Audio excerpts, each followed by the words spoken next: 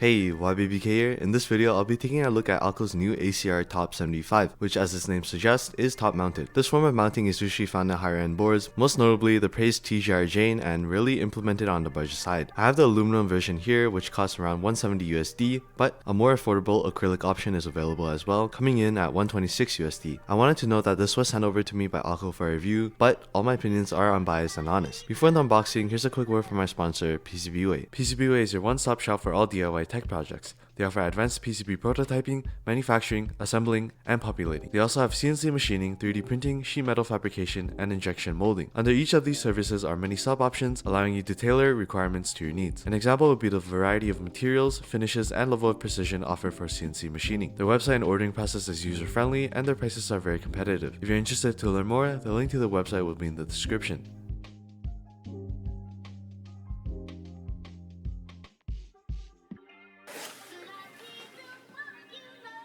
Opening up the box, you're first greeted with a PCB which has a JST cable pre-installed, an FF4 plate, a brass plate,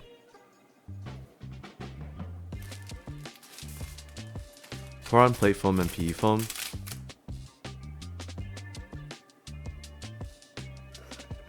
coiled plastic USB-C cable, a box of accessories containing a keycap puller, switch puller, Allen key, double shot TPU, plate mounted stabilizers, O-rings, and a variety of screws for the case. Underneath all this is an anodized grade aluminum case.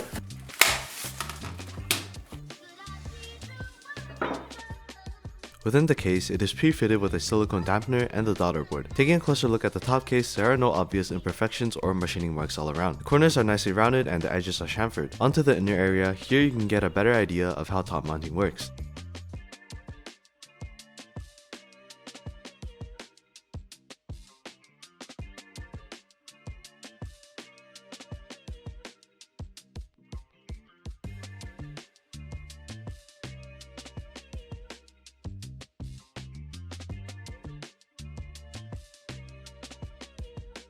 The bottom case is just a thin, light plate of aluminum, which really isn't the best for a top mount design. More on that later. The JST daughter board and rubber feet are both pre-installed. The silicone dampener is relatively thick and dense, which will come in handy later on. Moving on to the PCB, which like most of Akko's newer designs, uses south-facing sockets. It's nice seeing this feature becoming a new norm on Akko boards. With south-facing sockets, users won't have to worry about shear profile interference and have a wider upgrade path. The sockets are from CIY, not the usual TTC ones found on other Akko PCBs. I'm sure these are just as good though, and are still 5-pin hot swap. For the aluminum version, there are no RGB LEDs for backlighting. There is no official explanation for this, but if you wanted, you could always just solder on some yourself. For those who prefer screw-in stabilizers, there are cutouts for that. Under software support, the PCB does not support QMK VIA, but Akko does offer their own app. The last thing I wanted to note is that the PCB thickness is 1.2mm, which allows for more flex. If you do plan to buy screw-in stabilizers for this board, just keep this in mind as some are designed for 1.6mm PCBs. Though, even if you buy a 1.6mm set, you can always fill in the gap using some tape. Onto the build, I'll start off with a no foams configuration to get a baseline. I begin by wire balancing and relubing the included stabilizers.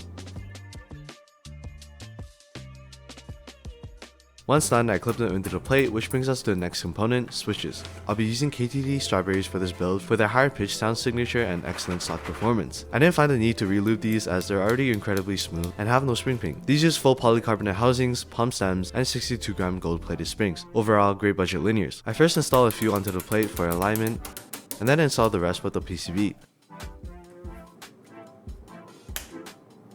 I'll screw the PCB assembly to the top case using the O-rings mentioned earlier.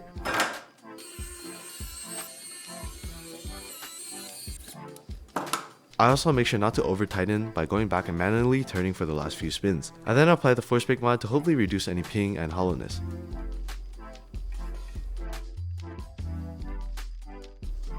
With that out of the way, I connect the JST cable and screw the case back together. I actually missed the 3 bottom screws here. I don't know how, but I tested it and they don't affect the sound, so don't worry about any inconsistencies. With that being done, this brings us to the final part, keycaps. I'll be using a double shot ABS cherry set featuring the Meal Geek fishing theme. This was sent over by EvoMaker, and if you're interested, the link is in the description. Note that this set does not clone any novelties. Like all the other double shot cherry sets I use, these are decent quality for the price. The legends are sharp and consistent, colors are vibrant, and they feel quality overall.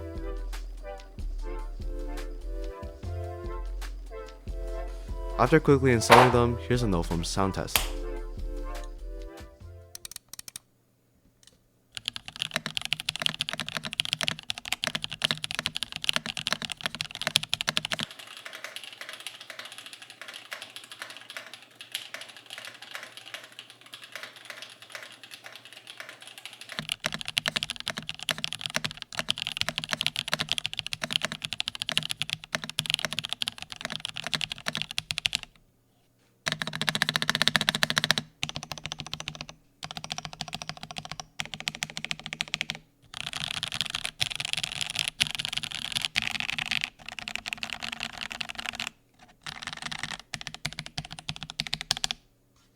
For the next configuration, I added the silicone dampener.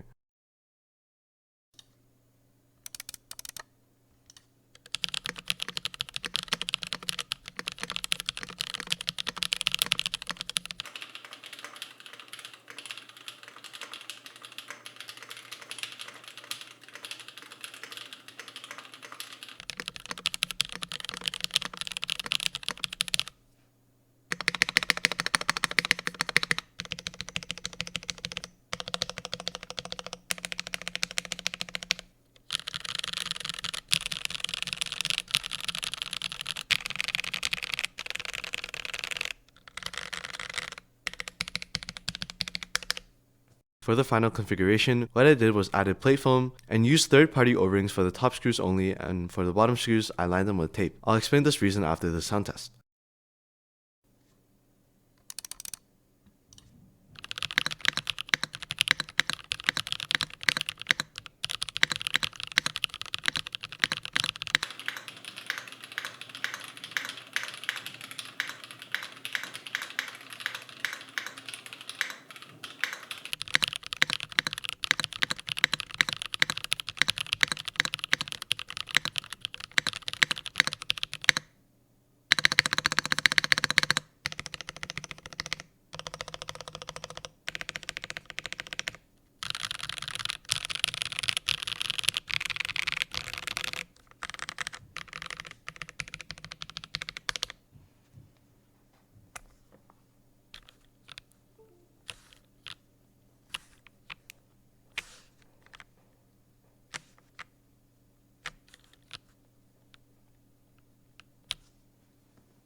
Alright, so that's all the configurations I went through. For those wondering why I didn't test the FR4 plate, this build was more of me trying to get as close to the sound of a higher end top mount board rather than exploring all the sounds. Since the beginning, I decided on the brass plate as it was slightly louder overall and surprisingly slightly deeper than the FR4. If you are looking for a full comparison between the plates in all configurations, I highly suggest you go check out Caveat Tech's video, which will be linked in the description. Anyways, for the first sound test, O-rings only, it was pretty hollow and in my opinion, the spacebar sounded a bit boring. However, I noticed that every single key, even the outer ones, has a defined sound. On gasket mounted boards, this tends to be an issue, where the outer keys are more muted, resulting in an inconsistent, unsatisfying sound. In terms of flex, although not as much as gasket mounted boards, this board did offer more than I expected. There was still a decent amount of play, probably due to the O-rings. The next configuration, I added the silicone dampener in hopes of removing hollowness and adding weight, which it did, and increased the pitch as well. However, it did become more muted on top of what was already quiet. I also tried a configuration with the silicone dampener only, but ended up not going through with it as this top mount doesn't seem to be designed to be used without the O-rings. The screws were too long, resulting in the plate being held loosely to the top frame. As a result, it kinda eliminates the purpose of not having O-rings, and there's this unpleasant rattling when typing. So for the final configuration, I added the included plate foam as it was still a bit hollow. I also decided to use third-party O-rings, which are stiffer and slightly thinner as well. I only used these on the top part as I ran out of O-rings. For the bottom part, I added tape around the screw holes to hopefully remove the rattle mentioned earlier. I also removed the middle screws from both top and bottom. To finish it off, I changed out the spacebar switch to a Gateron Azure Dragon as I prefer the sharper, louder sound from a tactile. Overall, the difference was minimal compared to the O-ring and silicone config. It just sounded slightly less hollow and increased flex due to the removed middle screws. As for the design, one thing that really stood out was how thick the front lip was. That paired with a steep typing angle results in an awkward feel. I'd recommend you get a wrist rest for this board for a more pleasant experience. Compared to the Space Gray and the Mod 007S, the Top 75 has a subtle shade of purple which makes it look overall warmer and lighter. The Top 75 is thicker all around, yet lighter than the Mod 007S, which brings me on to my next point. The Top 75 fully built comes in at around 1.47 kilograms. The Mod 007S on the other hand weighs around 1.72 kilograms, and another Alu 75%, the AC 081 from Asia's weighs 1.54 kilograms. Out of the three, the top 75 is the lightest. In my opinion, the sound from top-mounted boards is relatively fragile, meaning any kind of dampener or foam kills this unique character. Being said, I believe top-mounted boards should have a heavier base in order to preserve the unique character while reducing hollowness. This is something the top 75 lacks. As you saw earlier in the video, I mentioned how the bottom case is literally just a thin piece of aluminum. Still, this doesn't mean the board sounds bad in any way. All I'm saying is just the implementation of the top mount doesn't really fit the design choice, limiting its full potential. Overall, it is a solid board. Personally though, for the same price as the Model 07S, I go for the latter instead, as I feel like it's better design and the mounting style makes more sense for the budget. But at the end of the day, everything does come down to preference. You can't really go wrong with either board, but make sure you do some research beforehand so you get the one you really want. That brings us to the end of the video. Considering leaving a like and subscribing, it helps the channel out.